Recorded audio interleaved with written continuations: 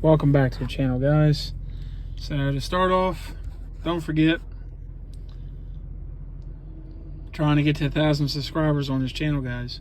Once we hit that 1,000, whoever is subscribed to the channel, has notifications turned on, will be entered to win a free NFL jersey of your choice.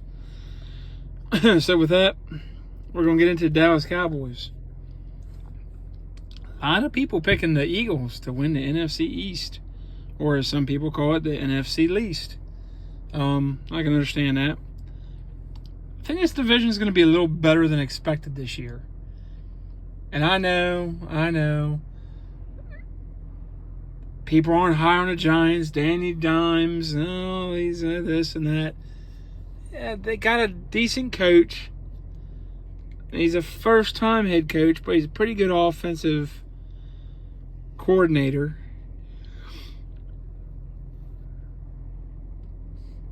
I think he'll do a good job. Surrounding himself with a pretty good staff. They've got a decent team. They've helped themselves on the offensive line big time with Evan Neal and with some other picks. They've got decent defense. I know they lost James Bradbury.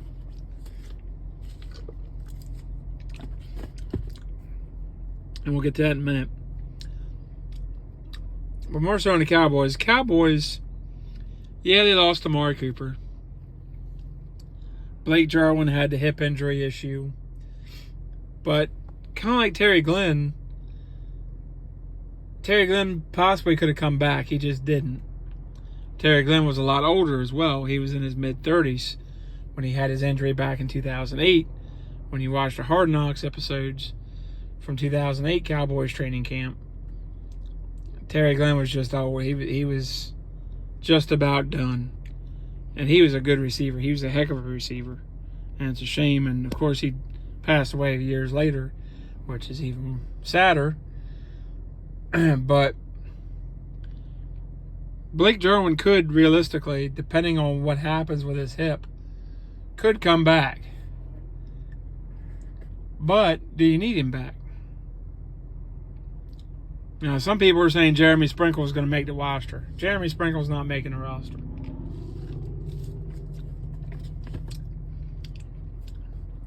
Jeremy Sprinkle is another camp body.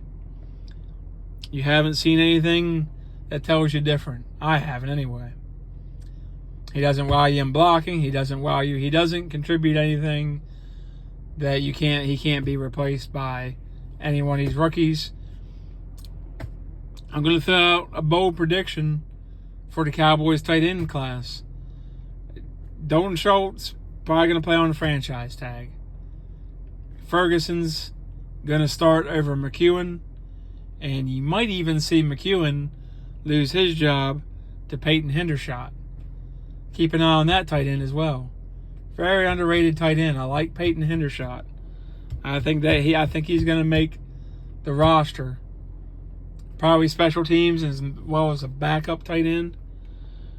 But yeah, those are my three tight ends right now. And McEwen loses his job. Maybe they put him on the practice squad. But it wouldn't surprise me if McEwen steps up either. I liked him coming out of Michigan. So I'm not going to completely write him off. But Hendershot's pretty underrated. So keep an eye on him. As far as receiving core, yeah, Scallop's hurt. I think James Washington steps up.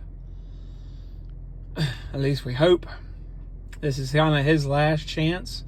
You couldn't make it with Pittsburgh with the talent around you and the quarterback and the coaching staff.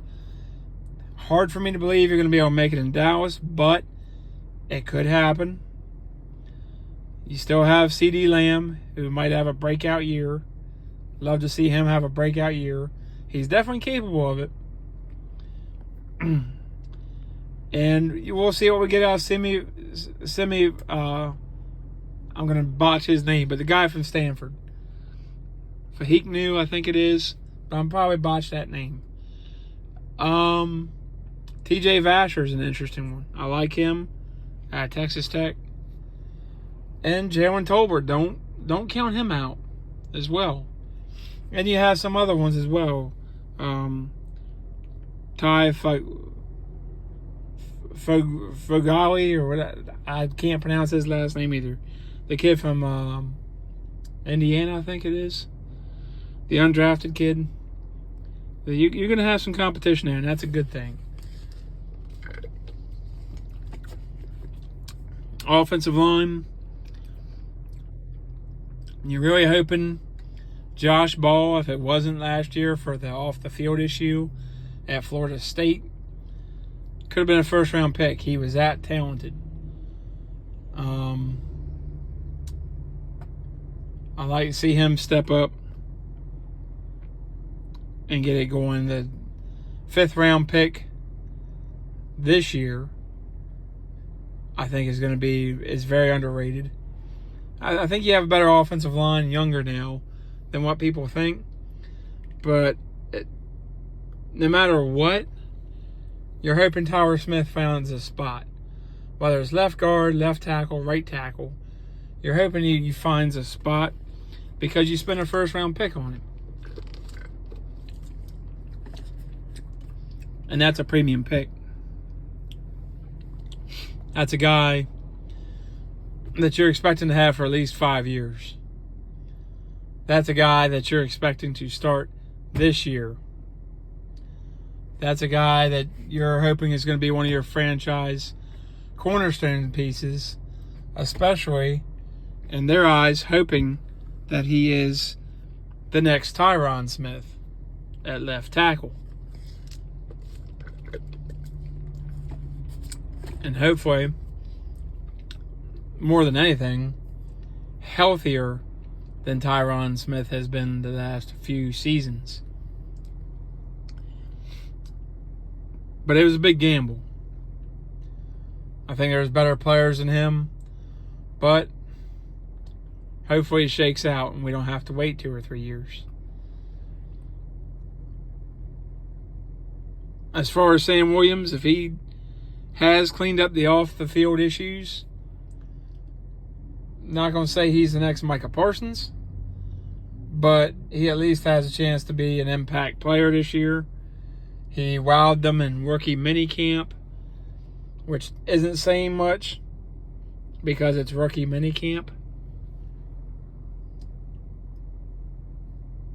But I would like to see us. We'll see what happens in training camp and all with the quarterback battle. If Ben DiNucci finally steps up and shows us what he can do, because he does have the arm talent, he does have the mobility. But we need a better backup than Cooper Rush, especially if we have a situation where Dak goes down like 2020. But with all that being said, guys, that's the video. Remember to hit that like button, smash that subscribe button, turn on notifications, share this video, and we will see you on the next video.